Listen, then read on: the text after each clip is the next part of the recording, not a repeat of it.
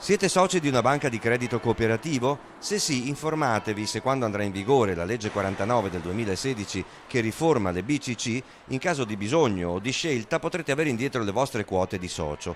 La legge obbliga le circa 300 BCC italiane ad aderire a un gruppo bancario cooperativo. Se ne prospettano tre: il romano Icrea, il trentino Cassa Centrale Banca di Trento e quello delle BCC Alto Adige. Il codice civile recita che quando una società cambia in modo significativo la sua attività o i diritti dei soci, quelli che non sono d'accordo hanno il diritto di recedere e di avere indietro quanto versato.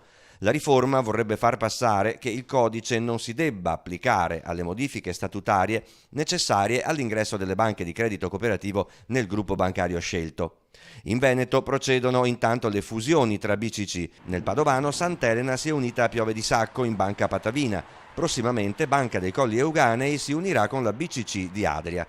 I risparmiatori informati sono pochi e sembrano dirci: questa dimensione va bene, l'incorporazione in una grande banca no. No, lo temo questo lo temo.